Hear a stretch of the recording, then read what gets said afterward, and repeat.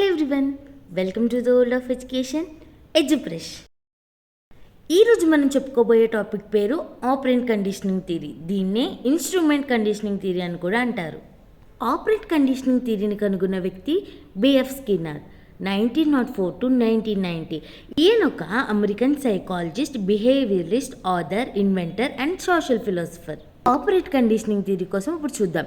Last time మనం classical conditioning theory కోసం చూసినప్పుడు అక్కడ ఇవాన్ పెట్రోవిచ్ పౌలోవ్ డాగ్ యొక్క డైజెస్టివ్ సిస్టమ్ మీద ఎక్స్పెరిమెంట్ చేశారు.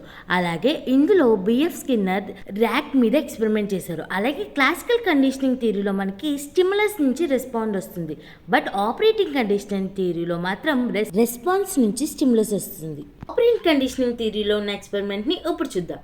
స్కిన్నర్ ఒక హంగ్రీగా ఉన్న ర్యాట్ని తీసుకొచ్చి తన స్కిన్నర్ బాక్స్లో బంధించాడు. అంటే స్కిన్నర్ బాక్స్ అంటే డిఫరెన్స్ ఏమీ లేదు, కానీ మనం ఇంట్లో ఎలకల్ని పట్టుకోవడానికి ఒక కేస్ యూజ్ చేస్తాం కదా, అలాంటి కేస్ని స్కిన్నర్ ఓన్గా తయారు చేసుకున్నారు. దాని పేరు స్కిన్నర్ బాక్స్ అనమాట.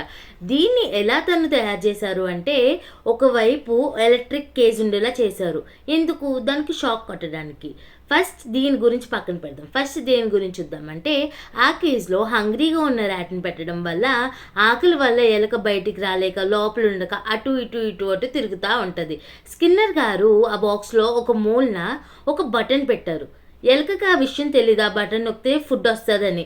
తను ఆకలితో అటు దొల్లి మొత్తం చుట్టూరు తిరిగి అనుకోకుండా ఆ స్విచ్ మీద కాల్ వేస్తుంది. ఆ స్విచ్ మీద కాల్ వేసినప్పుడు ఫుడ్ వస్తుంది, బట్ ఎలక దాన్ని రికగ్నైజ్ చేయదు. ఆ తర్వాత సెకండ్ డే కూడా ఆకలి వేసిన టైం మొత్తం తిరుగుతూ ఉన్నప్పుడు మళ్ళీ ఆ స్విచ్ని టచ్ చేస్తుంది, ఫుడ్ వస్తుంది. ఇలా 2-3 టైమ్స్ గడిచిన తర్వాత ర్యాట్కి ఆలోచన వస్తుంది, ఓకే నాకు ఆకలి వేసినప్పుడు నేను ఈ స్విచ్ నొక్కితే నాకు ఫుడ్ వస్తుంది అనమాట. అయితే నేను ఈసారి ఆకలి వేసినప్పుడు డైరెక్ట్గా స్విచ్ని ముట్టుకుంటే దాని ద్వారా నాకు ఫుడ్ వస్తుంది అని రియలైజ్ అయ్యి ఈ నెక్స్ట్ టైం ఆకలి వేసినప్పుడు ఏం చేసింది, దర్జాగా వెళ్ళి ఆ స్విచ్ ఆన్ చేసి ఫుడ్ తింది. అలా డే 1 కంటిన్యూ అయింది, డే 2 కంటిన్యూ అయింది. దీనివల్ల రివార్డ్ని మనకు తెలిసేలా చేశారు. అంటే ఆకలి వేసినప్పుడు ఎలక వెళ్ళి డైరెక్ట్గా అల్లరి చేయకుండా వెళ్ళి స్విచ్ నొక్కింది. దీనివల్ల ఏమొచ్చింది, రివార్డ్ కింద ఫుడ్ వచ్చింది. ఇదే నెక్స్ట్. ఇప్పుడు పనిష్మెంట్ చూద్దాం. స్కిన్నర్ బాక్స్ ఉంది కదా, ఆ బాక్స్కి కిందంతా ఎలక్ట్రిక్ గ్రిడ్ అనేది అరేంజ్ చేశారనమాట స్కిన్నర్ గారు. అప్పుడు ఎలక్ట్రిక్ గ్రిడ్ అరేంజ్ చేసిన తర్వాత ఒక బటన్ ఇప్పుడు బటన్ రైట్ సైడ్ ఉందనుకో, దానికి ఒక లివర్ లెఫ్ట్ సైడ్ పెట్టారనమాట. లివర్ అంటే ఇలా పుష్ చేయడానికి ఉండొచ్చు, అది ఆ లివర్ లెఫ్ట్ సైడ్ పెట్టడం వల్ల ఎప్పుడైతే ర్యాట్ వెళ్ళి డైరెక్ట్ స్విచ్ ప్రెస్ చేయకుండా అవసరం లేని అన్నీ చూసింది అనుకోండి, ఎలా లివర్ గ్రిడ్ని రాగింది అనుకోండి, దానికి ఏమవుతుంది, ఎలక్ట్రిక్ షాక్ తగులుతుంది. అంటే దీన్ని బట్టి మనకి ఏం అర్థమైంది, మన పని ఏదో మనం డైరెక్ట్గా చూసుకోవాలి. తనకి ఏం కావాలి, ఆకలి అయితే స్విచ్ ఉంటుంది, ఆ స్విచ్ నొక్కితే ఫుడ్ వస్తుంది. అది చూడకుండా వెళ్ళి అక్కర్లేని పనులు అనమాట. లివర్ ఆగింది. లివర్ ఆగడం వల్ల ఎలక్ట్రిక్ గ్రిడ్ నుంచి కరెంట్ అనేది పాస్ అయ్యి ర్యాట్కి షాక్ కొట్టింది. దీనివల్ల అవసరం లేని పనులు చేయడం వల్ల పనిష్మెంట్, అవసరం ఉన్న పనులు చేయడం వల్ల రివార్డ్. ఈ రెండింటికి డిఫరెన్స్ చూపించడానికి స్కిన్నర్ గారు ఈ ర్యాట్ ఎక్స్పెరిమెంట్ చేశారు. అలాగే ఈ థియరీలో మనకి 2 ఇంపార్టెంట్ పాయింట్స్ ఉన్నాయి. ఒకటి రెయిన్ఫోర్స్మెంట్, ఇంకోటి punishment. Reinforcement is like A reward అనమాట. అది రివార్డ్ కింద కన్సిడర్ చేసుకోవచ్చు. అలాగే మనకి ఇందులో పాజిటివ్ రెయిన్ఫోర్స్మెంట్ ఉంటుంది, అలాగే నెగిటివ్ రెయిన్ఫోర్స్మెంట్ ఉంటుంది. పనిష్మెంట్లో కూడా పాజిటివ్ పనిష్మెంట్, నెగిటివ్ పనిష్మెంట్ కూడా ఉంటుంది. పాజిటివ్ రెయిన్ఫోర్స్మెంట్ అంటే ఏంటో చూద్దాం. జనరల్గా పిల్లలు వెజిటేబుల్స్ కానీ, కాకరకాయ కానీ ఇలాంటి కొంచెం చేదుగా ఉండే ఫుడ్ లేదా హెల్తీ ఫుడ్ తినడానికి వాళ్ళు ఇష్టపడరు. వాళ్ళకి ఎప్పుడు టేస్టీగా ఉండే ఫుడ్ తినడానికి ఇష్టపడతారు. బట్ వాళ్ళ హెల్త్ని మనం దృష్టిలో పెట్టుకొని వెజిటేబుల్స్ కూడా తినడానికి ప్రయత్నించడం. అంటే ఇప్పుడు ఒక చైల్డ్కి కాకరకాయ అంటే ఇష్టం లేదనుకోండి, నేను ఆ కాకరకాయ కర్రీ తినను అని చెప్పేసి ఏడుస్తాడు. అలాంటి టైంలో వాడిని కొట్టకుండా తిట్టకుండా, నాన్న నువ్వు ఈ కాకరకాయ ఫుడ్ తిన్నావు, లేదంటే ఈ వెజిటేబుల్స్, ఈ క్యారెట్ ఇలాంటి ఫుడ్ తిన్నావు అనుకో, నేను నీకు ఒక మంచి చాక్లెట్ ఇస్తాను అని చెప్పడం ద్వారా ఆ చాక్లెట్ కోసమైనా సరే ఈ ఫుడ్ తింటాడు. అలా అని చెప్పేసి వీక్లో డైలీ తింటే డైలీ చాక్లెట్ ఇవ్వకూడదు. వీక్కి 1 టైం కానీ లేదా 2 టైమ్స్ కానీ, ఏదో ఒక 2 టైమ్స్ ఏ వీక్ మాత్రమే అలా అలౌ చేయొచ్చు. ఇప్పుడు నెగిటివ్ రెయిన్ఫోర్స్మెంట్ చూద్దాం.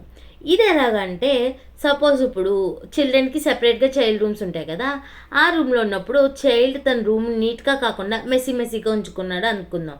మనం ఏం చేయాలి, ఆ టైంలో నీ రూమ్ ఇంత మెస్సీగా ఉంది కాబట్టి నేను నీకు ఇచ్చే పాకెట్ మనీలో 2 మైనస్ చేస్తాను, లేదంటే 10 రూపీస్ ఇస్తే నేను 2 రూపీస్ కట్ చేస్తాను అని ఇలా చెప్పడం ద్వారా ఎక్కడైతే అది పోతుందో అని చెప్పేసి తన రూమ్ని ఎప్పుడు నీట్గా ఉంచుకోవడానికి ట్రై చేస్తాడు. ఇది నెగిటివ్ రెయిన్ఫోర్స్మెంట్. ఇప్పుడు పనిష్మెంట్ చూద్దాం. జనరల్గా పనిష్మెంట్ అనేది స్కూల్ లెవెల్లో అస్సలు అలౌ లేడు. సో మనం స్కూల్లో పిల్లలకి పనిష్మెంట్ అనేది ఇవ్వకూడదు. అంటే ఏ టైప్ ఆఫ్ పనిష్మెంట్ ఇవ్వకూడదు అంటే వాళ్ళని తిట్టడం, మనసుకి బాధ కలిగించడం, కొట్టడం, ఇలాంటివన్నీ బిగ్ నో. మనం పనిష్మెంట్ ఎలా ఇవ్వాలంటే, ఇప్పుడు హోంవర్క్ చేయలేదనుకోండి, ఒక క్వశ్చన్ హోంవర్క్ చేయలేదనుకోండి, ఈరోజు నువ్వు హోంవర్క్ చేయలేదు కాబట్టి రేపు 2 టైమ్స్ రాసుకురా. ఈ టైప్ ఆఫ్ సింపుల్ పనిష్మెంట్ ఉండాలి, కానీ వాళ్ళని హర్ట్ చేసే విధంగా మాత్రం పనిష్మెంట్ అనేది అస్సలు ఉండకూడదు. నెగిటివ్ పనిష్మెంట్ అనేది చూద్దాం. ఈ పనిష్మెంట్ ఏంటంటే, ఇప్పుడు సపోజ్ చైల్డ్ ఎక్కువ ఐప్యాడ్లో గేమ్స్కి అడిక్ట్ అయిపోయాడు అనుకోండి, ఆ గేమ్స్కి అడిక్ట్ అయిపోవడం వల్ల దాన్ని మనం ఎలా తప్పించాలి? నువ్వు ఆ గేమ్స్ ఆడుతూ ఉంటే నేను నీకు ఫుడ్ పెట్టను అని చెప్పేసి ఒక 1/2 అన్ అవర్, ఒక 15 మినిట్స్ ఫుడ్ పెట్టకుండా ఉండడం వల్ల, ఓకే నాకు నేను ఈ పని చేయడం వల్ల మమ్మీ పెట్టట్లేదు. లేదంటే స్కూల్లో ఈ ఎగ్జాంపుల్ ఇంకా బాగా అర్థమవుతుంది మీకు. స్కూల్లో జనరల్గా ఉన్నప్పుడు మన పిల్లలు ఏం చేస్తారంటే, కొంతమంది పిల్లలు ఫాస్ట్గా రాస్తారు, కానీ కొంతమంది పిల్లలు ఏం చేస్తారు, క్లాస్ నోట్స్ అనేది గమ్మున ఫిల్ చేయరు. ఆ టైంలో మనం ఏం చేస్తాం, నువ్వు రాస్తేనే లంచ్ బ్రేక్ పంపుతాను అన్నాం అనుకో, ఆ టైంలో లంచ్ బ్రేక్ కోసమైనా సరే చైల్డ్ అనేది ఫాస్ట్గా రాస్తుంది అనమాట. పాజిటివ్ పనిష్మెంట్ చూద్దాం. ఇప్పుడు ఏం చేస్తున్నారంటే, ఇంట్లో 2 సిబ్లింగ్స్ ఉన్నారు, ఒక అక్క ఒక చెల్లి.